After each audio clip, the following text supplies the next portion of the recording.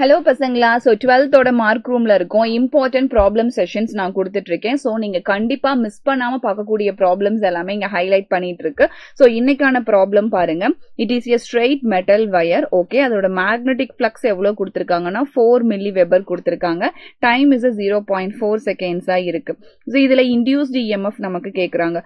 So induced EMF ஓட formula பாத்தீங்கன்னா that is d∅ divided by dt அப்படிங்கிறது தான் பேசிக் ஃபார்முலா. ஸோ இதுல நமக்கு டிஃபரன்ஷியேஷன் கிடையாது, டைரக்டா கொடுத்துட்டாங்க.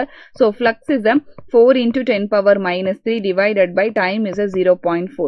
இதை நான் எப்படி எழுதுறேன்னா 4 into 10 power minus 3 divided by 4 into 10 power minus 1 எழுதுற மேல போகும்போது plus 1 simply cancels, therefore E is equal to 10 power minus 2 volt அப்படிங்கிறது தான் எனக்கான ஆன்சரா இங்க எனக்குள்ள கிடைக்கும். இது நீங்க மில்லிக்கு கூட கன்வெர்ட் பண்ணி எழுதிக்கலாம். இந்த மாதிரி क्वेश्चंस எல்லாமே நமக்கு MCQsல அடிக்கடி ரிப்பீட் ஆகுது பசங்களா. சோ டோன்ட் ஃபர்கெட் இந்த மாதிரி நிறைய क्वेश्चंस ஃப்ளக்ஸோட சேர்த்து EMF கண்டுபிடிக்கிற மாதிரி கனெக்ட் பண்ணி ஒர்க் பண்ணி பாருங்க. It is highly helpful to you. Next செஷன்ல உங்களை மீட் பண்றேன். தேங்க்யூ.